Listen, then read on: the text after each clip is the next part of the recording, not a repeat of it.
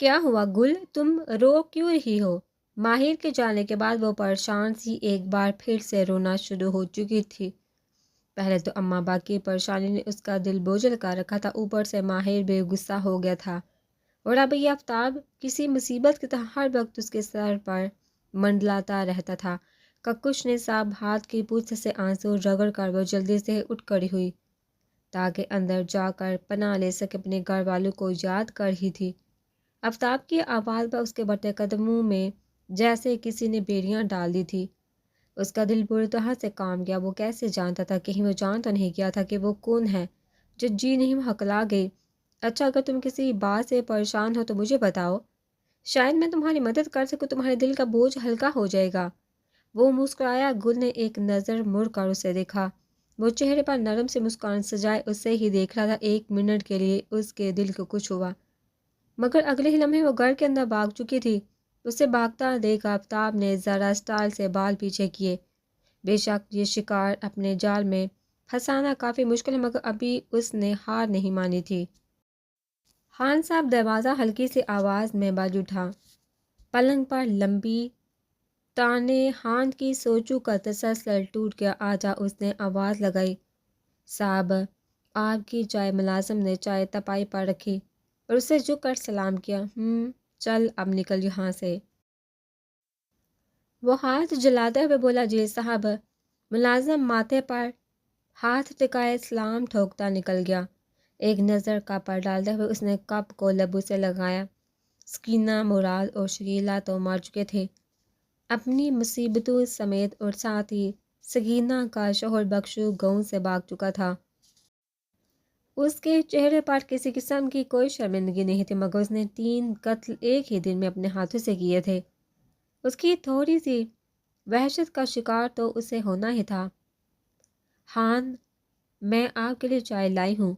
ایک نسوانی آواز کسی تلخ یاد کی طرح اس کے کانوں سے ٹکرائی۔ چائے کا کپ واپس پٹا کر اس نے بے احتیاط کانوں پر ہاتھ رکھ لیے۔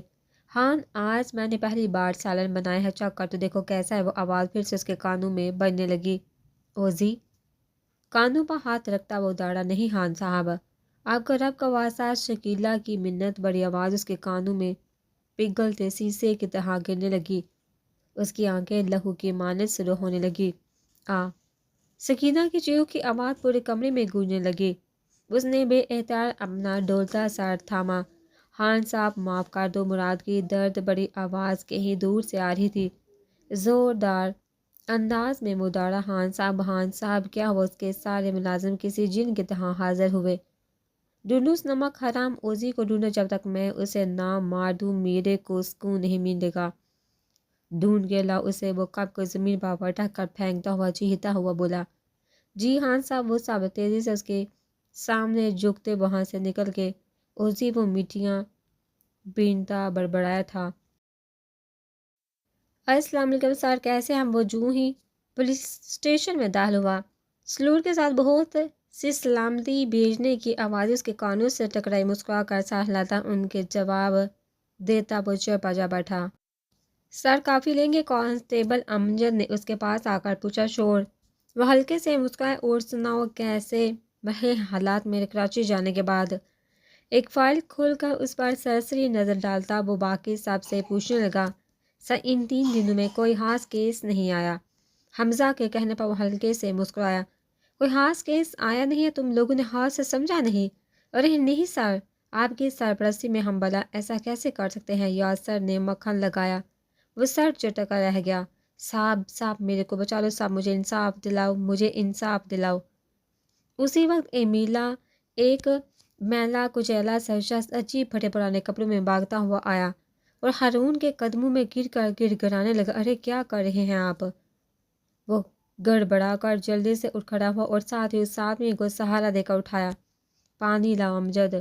وہ امجد سے مخاطب ہوا اور ساتھ ہی اس آدمی کو سہارا دے کر بینچ پر بٹھایا اور پانی کا گلاس اس کے لبوں سے لگایا، جسے وہ گھٹاگھٹ ایک ہی سانس میں اپنے حلق سے اتار گیا۔ کیا ہوا ہے آپ کو؟ مجھے بتائیے، وہ نرمی سے بولا۔ اس کی آنکھوں میں نرم سا تاثر تھا۔ صاحب، میں لٹ گیا، میں برباد ہو گیا، میری گھر والی کو مار دیا گیا، میرے سالہ اور سالے کو بھی مار دیا اس بھیڑیے نے۔ میرے پاس کچھ نہیں بچا صاحب، میں پہلے بھی یہاں آیا مگر مجھے کسی نے گھسنے ہی نہیں دیا۔ وہ بولتا بولتا بری طرح سے ہانپنے لگا۔ ہارون نے غضب ناک نظروں سے سب ہی چور بنے کانسٹیبلز کی طرف دیکھا۔ تم سے بولا نہیں جا رہا، کچھ کھایا ہے آپ نے؟ اس کی بری حالت دیکھا ہارون کو دل کو کچھ ہوا۔ صاحب 2 دن سے بھوکا ہوں۔ اس کی آنکھیں ڈبڈبا گئی۔ اور نام کیا ہے تمہارا؟ بخشو میرا متبل ہے، اللہ بخش۔ وہ ہکلاتے ہوئے بولا، میرے ساتھ میرے گھر چلو امجد۔ اسے میری گاڑی میں بٹھا۔ سہل نظروں سے سب کو دیکھتے اس نے امجد کو آرڈر دیا۔ Okay sir. امجد نے اسے سلوٹ مارا اور بخشو کو لیے باہر نکل گیا۔ وہ پانی پینے کے لیے کچن کی طرف آیا۔ سامنے گل بڑے زور و شور سے برتن مارنے میں مصروف تھی۔ بے احتیاط وہ آنکھیں گھما کر رہ گیا۔ وہ آج کل جب بھی اسے دکھتی تو ضرور کسی کام میں بیزی ہوتی تھی۔ کسی کی موجودگی کو محسوس کر کے گل نے پلٹ کر دیکھا۔ سامنے خود کو گہری نظروں سے دیکھتے ماہر کو دیکھا۔ اس کے ہاتھ میں موجود برتن تھا سے سنک میں جا گرا۔ وہ دوبارہ ماہر سے نظریں بھی ملانے کے قابل خود کو نہیں سمجھتی تھی۔ ہاتھ دھو کر جلدی سے اس نے وہاں سے بھاگنا چاہا مگر ماہر نے اپنا بازو اس کے راستے میں حل کر دیا۔ ایک جھٹکے سے وہ رک گئی۔ وہ شاید اس کے بارے میں الٹے سیدھے جذبات رکھنے لگی تھی۔ تبھی ماہر نے اس کی غلط فہمی کو ختم کرنا چاہا۔ وہ جس شیلف کے ساتھ پشت ٹکائے کھڑا تھا ویسے ہی بازو ہلکے سیدھا ہوا اس کی طرف قدم بڑھائے۔ گل نروس سی پیچھے کھسک دی اسی شیلف سے جا لگی۔ باغ کہاں رہی ہو؟ تمہیں لگا میں تمہارا شوہر ہوں جو سب سے چوری چھپے ادھر تم سے رومانس کرنے آیا ہوں اور تم ایک شرمیلی بیوی کی طرح بھاگنے والی کر رہی ہو۔ ایک ہاتھ شل پر رکھ کر وہ ذرا جھکتے ہوئے بولا، گل مزید نیچے کو سمٹ کی بتاؤ نا۔ اسے ادھر ادھر تکتا پا کر ماہر نے اس کے سامنے چٹکی بجائی۔ سر صاحب یہ رومانس کیا ہوتا ہے؟ اس کے سوال پر ماہر نے آنکھیں بند کر کے خود کے اندر ابلتے غصے اور ہنسی کے ملے جلے جذبات کو کنٹرول کیا۔ شٹ! پھر کہتے ہوئے شیلف پر ایک زوردار مکہ دے مارا۔ وہ اس بیوقوف لڑکی سے سہا کے جذبات کی توقع کر بھی کیسے بیٹھا تھا جو اس کو سدھارنے چل پڑا۔ صاحب یہ شٹ کیا ہوتا ہے؟ گل کے اگلے معصومانہ سوال پر ماہر نے بے احتیاط کانوں پر ہاتھ رکھے۔ او گاڈ پلیز سیو می! وہ کانوں پر ہاتھ رکھے کہتا وہ وہاں سے بھاگ گیا۔ انہیں کیا ہوا؟ وہ سوچتی رہ گئی۔ جی تو چچا آپ کون ہیں، کہاں سے ہیں اور کیوں اس حال میں ہیں؟ سب کچھ الف سے لے کر یہ تک بتائیے مجھے۔ ہارون نے سامنے بیٹھے بخشو کو مخاطب کیا جس کی حالت حلق سے کھانا اتارنے اور نہا دھو لینے کے بعد کافی بہتر ہو گئی تھی۔ صاحب میرے کے اندر اتنی ہمت نہیں، جب سب کچھ یاد کرتا ہوں کلیجہ پھٹتا ہے۔ میں کیا کروں؟ وہ پھول پھول کر رو پڑا۔ دیکھیے آپ روئیے مت، آپ حوصلہ رکھیے اور ہمت کر کے مجھے سب بتائیے۔ میں پوری کوشش کروں گا کہ آپ کی مدد کروں اور آپ کے ساتھ جو ظلم ہوا اس کا بدلہ لوں۔ اس نے بخشو کا ہاتھ تھامتے ہوئے بے حد نرم لہجے میں کہا۔ بوڑھی دلکش آنکھوں میں اداسی کی چمک آج بھی ویسے ہی تھی۔ اپنی آنکھوں سے بہتے آنسو پونتے ہوئے بخشو اپنی درد بڑی داستان سنانا شروع ہو گیا تھا۔ وقت کے ساتھ ساتھ ہارون کی آنکھوں کی لالی بھی بڑھ گئی تھی۔ کیا تمہیں نہیں لگتا کہ یہ گل ہم سے بہت کچھ پا رہی ہے؟ یہ مسنی گنی کوئی نہ کوئی کارنامہ سر انجام دینے کے بعد ہی بے گھر ہوئی ہے اور میں تو حیران ہوں کہ ماہر ابھی تک خاموش ہیں، اس شریل سے کچھ پوچھتے ہی نہیں۔ شبنم نے ساتھ بیٹھے گیم میں بری طرح سے گم آفتاب کو اتنی زور کا ٹھوکا دیا کہ مارے وہ کلہر گئی۔ اس کے ہاتھوں سے فون پھسل کر زمین بوس ہو گیا۔ جاہل عورت! وہ غصے سے چلا اٹھا۔ کیا ہو گیا ہے؟ اتنا تماشا کرنے کی ضرورت نہیں، ٹوٹا نہیں، صرف گرا ہے۔ تم یہی گیمز کھیلتے رہنا اور وہ لاٹری ہمارے ہاتھ سے نکل جائے گی۔ آفتاب کو دونوں ہاتھوں سے لعنت دیتے ہوئے وہ غصے سے بولی۔ اس کی حرکت پر وہ برے طرح سے جل اٹھا مگر فی الحال اپنا مطلب تھا تو مجبوراً برداشت کرنا پڑا۔ لاٹری سے کیا مطلب ہوا تمہارا؟ مارے لالچ کے بہتی رال کو کنٹرول کرتے ہوئے بہن کے قریب کھسکتے ہوئے سرگوشی کے انداز میں بولا، ابے چل نکل یہاں سے۔ شبنم کے ہاتھ ہے کہ موقع کافی عرصے بعد لگا تھا۔ بتا دینا میری پیاری بہنیں۔ وہ جلدی سے بہن کو شانے سے ہلاتے ہوئے لاڑ بڑے لہجے میں بولا تھا۔ ہاں چل اب مکھن نہ لگا۔ شبنم بھی اب راضی ہو گئی تھی۔ ہاں صاحب ہم نے پورا گاؤں چاند مارا، ارد گرد کے گاؤں میں بھی پتہ کیا مگر اوزی کا کچھ پتہ نہیں چلا۔ ملازم نے ہان کے قریب ہو کر سرگوشی کی۔ رقص کی محفل چل رہی تھی۔ لباس کم اور چیتھروں میں ملبوس طوائفیں اپنی ادائیں دکھا کر وہاں پر موجود ہر مرد کے جذبات ابار رہی تھی۔ فضا میں ناگوار سی بو پھیلی تھی۔ ناچتی ہر اس عورت کے بدن سے اٹھ رہی تھی جو خود کو غلیظ مردوں کی غلیظ نظروں کے حصہ میں پا کر فخر محسوس کر رہی تھی۔ یہ بدبو وہاں پر بیٹھے ہر اس غلط آدمی کے وجود میں تھی جو حرام اور حلال کا فرق بلا غیر عورتوں کے نشے میں دھت تھے۔ بب بار میں جائے اوزی خان کا سر نشے کی زیادتی سے ڈول رہا تھا۔ ساتھ کھڑے خان کے خاص آدمی نے ملازم کو اشارہ کے بس آگے بڑھے اور بوڑھے خان کو اٹھا کر کمرے تک پہنچائے۔ ان کے ہمراہ ایک قاتل حسینہ بھی تھی جس نے آج کی رات خان کا دل بہلانا تھا۔ ایک کوٹ سے رات اس کے نامہ اعمال میں لکھ دی گئی۔ گل نے آہستہ سے دروازہ کھول کر کمرے میں جھانکا۔ ہنا کب کی سو چکی تھی۔ او لگتا ہے آج ہنا جی پانی کا لوٹا بھرنا بھول گئی۔ انہیں سائڈ ٹیبل پر پڑے پانی کے خالی جگ کو دیکھتے ہوئے خود کو مخاطب کیا اور شیشے کے خوبصورت جگ کو لوٹا کہہ کر بیچارے جگ کو تڑپ جانے پر مجبور کر دیا تھا۔ کھٹکا ہونے پر وہ چونکی اور احتیاط سے کمرے سے باہر جھانکا، پھر تسلی کر کے باہر نکلی۔ تھوڑا ہی آگے چلی تھی کسی نے سختی سے اس کا منہ دبوچ کر اسے کمرے میں کھینچ لیا۔ وہ دبی دبی چیخوں کے ساتھ کھینچتی چلی گئی تھی۔ کمرے میں اندھیرا تھا۔ تھوڑی دیر بعد لائٹس جلنے پر گل نے اپنی خوف سے بند کی ہوئی آنکھیں جلدی سے کھولی۔ سامنے کھڑے شخص کو دیکھ کر بے احتیاط اس کے منہ سے نکلا تھا چھوٹے صاحب، اور ماہر نہ چاہتے ہوئے بھی ایک بار اپنا ماتھا پیٹ چکا تھا۔ ماہر نے چھوٹے صاحب بمشکل خود کو کمپوز کیا۔ ماہر صاحب آپ نے تو مجھے ڈرا ہی دیا، آپ کو کوئی کام تھا؟ اٹھتی گرتی پلکوں کے ساتھ وہ دھیمے لہجے میں بولی تھی۔ ہاں مجھے تم سے بہت ضروری کام ہے۔ ماہر کا لہجہ خلاف معمول کافی سنجیدہ تھا۔ گل اس کے انداز پر چونکہ جی کہیے وہ خدشات کو دبائے بولی، ماما کا پیغام آیا ہے، وہ کہہ رہی ہے کہ میں ابھی اور اسی وقت تمہیں گھر سے نکال دوں۔ ماہر کے الفاظ اور لہجے کی سختی پر گل دنگ سے رہ گئی۔ دل خوف سے سکڑ گیا تھا۔ اس شخص کے ہوتے ہوئے اس گھر میں اسے اتنی اپنائیت ملی تھی، اتنا تحفظ اور سکون ملا تھا کہ وہ اپنے ہولناک ماضی کو تو بھول ہی گئی تھی، جیسے یہ گھر اس کا اپنا ہو اور اسے یہی رہنا ہو۔ مگر اب یہ کیا وقت آن ٹھہرا تھا۔ گہری سانس لے کر اس نے آنکھوں میں امڑتے آنسو کو پیچھے کی طرف دھکیلا۔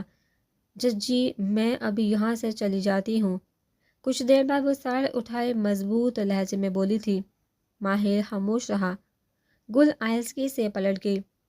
قدم من من کے ہو رہے تھے۔ آنکھوں میں نمکین پانی کسی سمندر کی طرح امڑتا چلا آ رہا تھا۔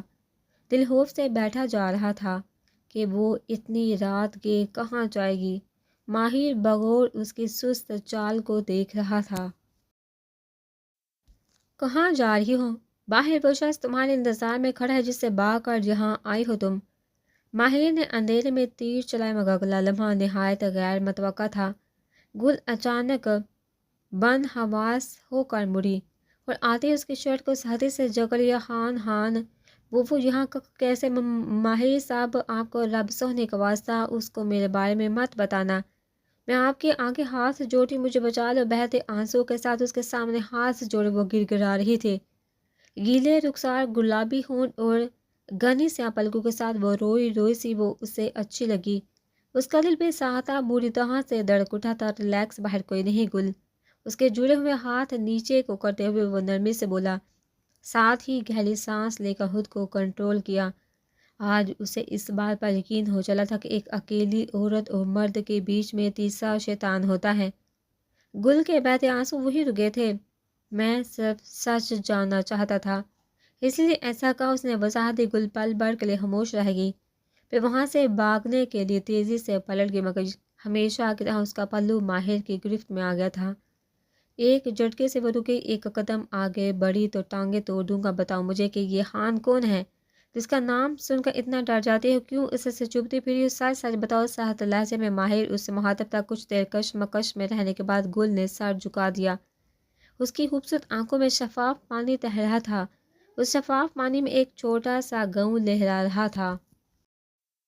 اس گاؤں میں اس کی بہت سی یادیں تھی، اچھی بری سب۔ اس کا گاؤں تھا اوزے گل کا گاؤں۔ اس کا نام نادر خان تھا۔ ماں باپ کی اکلوتی اولاد، ویسے تو اکلوتی اولاد ماں باپ کو بڑی پیاری ہوتی ہے، مگر اس کے ہاں معاملہ الٹ تھا۔ اس کے ماں باپ کی آپس میں نابندی تھی، وہ دونوں ہی پٹھان تھے۔ گھر میں غربت کے ڈیرے ہونے کی وجہ سے انہیں کبھی خوشیاں نصیب نہیں ہوئی تھی۔ وہ ہر وقت ڈرا سہما سا رہتا تھا۔ اس کا باپ اس کی ماں کو بے تحاشا پیٹا تھا۔ وہ دن میں کچھ عام دنوں سے ہٹ کر تھا، مگر اس ہونے والے ظلم لرزا دینے والا تھا۔ اس کی ماں نے گھر میں ہونے والے مسلسل فاقے پر اس کے باپ سے باز پرس کی بات بڑھتی چلے گی۔ اس کے غصے سے پاگل ہوتے باپ نے ساتھ بڑا ڈنڈا اٹھا کر اس کی ماں کے سر پر پوری قوت سے دے مارا۔ ضرب اتنی شدید کہ وہ ایک لمحے تڑپنے کے بعد ہی ٹھنڈی پڑ گئی۔ وہ سانس روک کے غائب دماغی سے یہ سب دیکھتا گیا۔ اس کو سمجھ نہیں آ رہا تھا یہ کیا ہو رہا ہے۔ اس کے باپ نے ہوش آنے پر پھرتی دکھا کر اس کی ماں کو کہیں دفنانا چاہا، مگر اس کی بدقسمتی کہ اسی وقت ان کی پڑوسن گھر میں داخل ہوگی۔ اب معاملہ پولیس تک جا پہنچا۔ اس کے باپ کے ہاتھ خالی تھے، نہ ہاتھ میں پیسہ تھا اور نہ ہی سفارش۔ جلد ہی وہ پھانسی پر لٹکا دیا گیا اور نادر اس درد بڑی دنیا میں اکیلا رہ گیا۔ ہمسایوں نے بھی کچھ دن تک پوچھا، پھر سب چھوڑ گئے۔ جب کاندھی کچھ نہ ملتا تو اسے مجبوراً ہاتھ پھیلانا پڑتا تھا۔ اس کی غیرت کو ٹھیس پہنچاتا تھا۔ اس کی عمر کے شریر لڑکے جب اس کو پھٹے پرانے کپڑے اور بھیک مانگتا ہوا دیکھ کر اس پر ہنستے تو اس کے لیے اپنے چھلنی دل کو سنبھالنا مشکل ہو جاتا تھا۔ وہ بہت بے بس ہو جاتا تھا اور تب اس نے ٹھان لی تھی وہ اس بری دنیا سے حساب لے گا۔ اسے دنیا کے ہر شخص سے نفرت ہوگی۔ اس نے اپنے اندر کے غیرت مند شخص کو مار دیا۔ اسے اپنے ساتھ اچھائی کرنے والے لوگوں سے بھی نفرت تھی۔ مختصر یہ تھا کہ اسے انسانیت سے نفرت ہو گئی تھی۔ وہ حیوان بننے جا رہا تھا۔ ایک دن اسے کوڑے کے ڈھیر پر سوتا دیکھا ایک آدمی اسے رحم کھا کر اپنے ساتھ لے گیا۔ وہاں اس نے اسے گاؤں کے چودھری کے ہاں ملازم رکھوا دیا۔ وہاں سب اسے خان کے نام سے بلایا کرتے تھے۔ وہ پٹھان تھا، کسی کی غلامی اسے ہرگز منظور نہیں تھی، اس لیے اس نے محسن تاک کو نہ بخشا، اور وہ شخص جو اسے کوڑے کے ڈھیر سے اٹھا کر لایا تھا اسے نہر میں نہایت عیاری کے ساتھ دھکا دے دیا، کیونکہ وہ جانتا تھا کہ وہ تیر نہیں سکتا تھا۔ یہ اس کی زندگی کا پہلا قتل تھا۔ وہ لوگوں کی کمزوریاں جان کر انہیں مہرہ بناتا اور پھر وار کیا کرتا تھا۔ سب سے زیادہ نفرت اسے وہاں کے چودھری سے تھی، جس کے چھوٹے چھوٹے کاموں کے لیے اسے سارا دن بھاگ دھوڑ کرنی پڑتی تھی۔ چودھری ویسے تو اس سے محبت کرتا تھا کھانے پینے کے حوالے سے، اور اسے کرنے کو ساتھ کام بھی نہیں دیتا تھا، مگر غصے کا تھوڑا تیز تھا، اسی لیے اس کا زیادہ تر غصہ خان پر نکلتا تھا۔ وہ اس کی شفقت کو بھول گیا، اس کے احسان کو بھول گیا، اس کے چھوٹے وجود کے اندر ایک بڑا وحشی زندہ ہو گیا تھا۔ چودھری کی ایک بیٹی تھی، عام سے شکل و صورت والی۔ اس سے عمر میں 2-3 سال ہی چھوٹی تھی۔ وہ پٹھان تھا، وجاہت سے مالا مال اور ابھی جوانی کی حدود میں قدم رکھا تھا۔ اس نے اپنے شیطانی دماغ کو استعمال کرتے ہوئے سب سے پہلے چودھری کی بیٹی کو اپنے جال میں پھنسایا۔ وہ عام سے شکل و صورت والی لڑکی اس شہزادے کے ایک بلاوے پر ہی ہار گئی، اس کی محبت کے فریبی جال میں پھنس گئی۔ چودھری کو پتہ چلتے ہی وہ غضبناک ہو گیا۔ اس نے پوری کوشش کی کہ خان اس کے گھر کا داماد نہ بنے، مگر بیٹی کی خودکشی کی کوشش پر وہ ہار گیا۔ بیٹی کے آگے اسے کچھ نہیں دکھتا تھا۔ اس نے اپنی بیٹی کی شادی اس کی پسند سے کروا دی۔ صابرہ خان کو پا کر بے انتہا خوش تھی، جبکہ خان کامیابی کی پہلی سیڑھی پر قدم رکھ چکا تھا۔ اس کا مقصد چودھری کو ریاست سے ہٹانا اور پورے گاؤں پر قبضہ کرنے کا تھا۔ تبھی ایک رات نہایت خاموشی کے ساتھ اس نے چودھری کے منہ پر تکیہ رکھ اسے تڑپا کر مار دیا، اور وہ اس کی کامیابی کا آخری مرحلہ تھا۔ اس کا خواب پورا ہو گیا تھا جس کے لیے اس نے کئی سال تک محنت کی تھی۔ اب بس اسے صابرہ نامی بلا سے جان چھڑوانی تھی۔ وہ تو باپ کی موت اور شوہر کی بے روحی کے بعد ویسے ہی آدمی ہو چکی تھی۔ خان نے صابرہ کی خاص ملازمہ کو ویسے دے کر برگلایا اور اسے راضی کر لیا کہ وہ رات کے کھانے میں اسے زہر دیتے۔ ملازمہ نے اس کے سامنے ڈر کر تو حامی بھر لی، مگر اپنی محبوب مالکن کے سامنے روتے ہوئے سب کچھ بتا دیا۔ وہ خان کی طرح شفاق و ظالم نہیں تھی اور نہ ہی بے وفا کے جس تھالی میں کھاتی تھی اسی میں چھید کرتی۔ جبکہ صابرہ وہ تو سکتے میں ہی آ گئی تھی۔ خان اسے مارنا چاہتا تھا، وہ تو اس سے محبت کرتا تھا اور اس کے ساتھ ایسے کیسے کر سکتا تھا۔ اس کا دل ٹوٹ گیا تھا، وہ بکھر چکی تھی۔ تبھی رات کے وقت خاموشی سے اٹھ کر خود ہی خان کا لایا ہوا زہر کھا گئی، اور اتنی دیر برداشتہ ہوئی کہ خان کے اصل بھیانک روپ کو قبول ہی نہیں کر پائی، اور فرار کے لیے یہ راستہ چن لیا۔ خوبصورتی فریب ہے، اور فریب بہت خوبصورت ہے۔ وہ فریب ہی کیا جو لبا دینے پر مجبور نہ کر دے۔ فریب ایک ایسا آئینہ ہے جہاں انسان خود کو دیکھ رہا ہوتا ہے، مگر اس فریبی انسان کی آنکھوں سے جس نے اسے فریبی آئینے کے سامنے لا کھڑا کیا تھا، جہاں وہ خود کو دنیا کا خوش قسمت انسان سمجھ رہا تھا۔ ہان بھی ایک فریبی تھا، اور صابرہ اس وقت آئینے کے سامنے کھڑی ایک مورت جو صرف ہان کی آنکھوں سے دیکھ سکتی تھی۔ وہ اس کی بدقسمتی تھی۔ ہان اب مکمل آزاد تھا، وہ جو چاہے کر سکتا تھا۔ کل کو وہ ایک پائی کو ترسا تھا، آج وہ پیسوں سے انسان خرید رہا تھا۔ اوزی گل کو بھی اس نے خریدنا چاہا تھا۔ وہ اس کے گاؤں کے آدمی کی بیٹی تھی۔ مراد کی وہ اپنی بیٹی کی پیدائش پر ہان سے سر پر ہاتھ رکھوانے آیا تھا۔ گلابی گالوں والی گڑیا ہان کو بہت پسند آئی۔ نہ جانے کیوں اس کا دل اس بچی کے لیے اتنا نرم پڑنے لگا۔ بچی پر خوب نوٹ نچھاور کر کے اس نے مراد کو بھی اپنے ہاں ملازمت پر رکھ لیا۔ اس بچی کا نام اس نے اپنی پسند سے رکھا تھا اوزی گل۔ مراد اس وقت خود کو دنیا کا خوش قسمت انسان اور اس بچی کو بہتوں والی بچی کہہ رہا تھا، جس کے آتے اس کے نصیب کھل گئے تھے۔ ہان ہر مہینے کا خرچہ الگ سے اوزی گل کے لیے بھیجا کرتا تھا۔ وہ جو بڑی ہوتی گئی اتنا ہی اس کا حسن نکھرتا گیا۔ وہ اپنے گاؤں کی سب سے چلبلی اور خوش قسمت لڑکی سمجھی جاتی تھی، جس کے گاؤں کا چودھری اتنے نہرے اٹھاتا تھا۔ اس کی جوانی کی دہلیز پر قدم رکھتے ہان کے تیور بدلنے لگے۔ وہ اتنی بولی تھی کہ اس شفیق انسان کے بیس میں چھپے بیڑیے کو نہیں پہچان پائی۔ اسے ہان کہہ کر بلایا کرتی تھی، اور یہ حق صرف اسی کو حاصل تھا، مگر دل ہی دل میں اسے باپ کا درجہ دیتی تھی۔ پھر ایک دن ہان نے مراد کے سامنے اپنے خواہش کا اظہار کر دیا۔ مراد وہی گنگ رہ گیا۔ وہ اپنی ہیرو جیسی بیٹی کو کیسے آگ میں جھونک دیتا، کیسے اس بوڑھے سے شادی کروا دیتا جس کی شادی کی عمر بھی نکل گئی تھی، مگر وہ ایک مرد تھا، زمانے کی حقیقت اور بیانہ کے روپ جانتا تھا۔ جو کچھ ہان کی کوٹھی پر ہوتا تھا وہ سب جانتا تھا، اور انکار کی صورت میں اپنا اور اپنے خاندان کا ہونے میں انجام بھی بہت اچھے سے دیکھ سکتا تھا۔ اس لیے خاموشی سے اپنی بیٹی کی شادی اس صفاق بوڑھے سے کروانے کے لیے تیار ہو گیا۔ گل نے یہ سب سنتے ہی گھر سر پر اٹھا لیا۔ وہ سوچ بھی نہیں سکتی تھی کہ ہان اس قدر گر سکتا تھا۔ اس نے کیا درجہ دیا اور وہ اس حد تک گر گیا۔ باپ کے تھپڑ پڑنے میں بھی وہ خاموش نہیں ہوئی۔ اس رات وہ اپنی ماں کے سامنے بہت روئی تھی۔ شکیلہ کا دل تڑپ اٹھا تھا۔ وہ ماں کا درجہ رکھتی تب بھی بےگل گئی۔ بہت بڑا فیصلہ لے لیا۔ کچھ پیسے گل کی مٹھی میں تھما سے نہایت خاموشی کے ساتھ شہر جانے والی بس پر چڑھا دیا۔ اسے اپنی جان کی پرواہ نہیں تھی۔ اس کی بیٹی اس بیڑیے سے بات چاہتی، بس یہی کافی تھی۔ مراد اس رات زمین پر تھا تو کافی دیر سے گھر کو لوٹا تھا۔ صبح منصوبے کے عین مطابق شکیلہ نے گل کے غائب ہونے کا شور مچایا۔ وہاں نے صفاقت کی انتہا کرتے ہوئے ان سب کو دردناک منہ دے دی۔ نہ جانے اس نے کتنی بسیں بدلی، وہ کہاں کہاں نہیں بٹکی۔ وہ تو چار دیواری کے بیچ رہنے والی لڑکی تھی، یہ نہ جانے کون سی دنیا میں آ گئی تھی۔ ماں کے دیے ہوئے پیسے بھی ختم ہونے کو تھے۔ باہر مردوں کی نظر سے اپنے جسم کی آر پار ہوتی محسوس ہوا کرتی تھی۔ اسے دیکھ کر لڑکوں کا سیٹیاں مارنا، پیچھا کرنا، یہ سب سہتے سہتے 4 دنوں میں جیسے ان سب چیزوں کی عادی ہوگی۔ ایک رات بس حد ختم ہو گئی۔ وہ بری طرح سے تھک گئے تھے۔ پیسے ختم ہوئے تو بھوک نے بے چین کر دیا تھا، اور یہ بے چینی تڑپ میں بدل گئی تھی۔ آخر کار وہ سردی سے تھر تھر تھی، گر پڑی، برداشت ختم ہو گئی، تکلیف کی انتہا ہو گئی تھی۔ اسے لگا تھا وہ مر جائے گی۔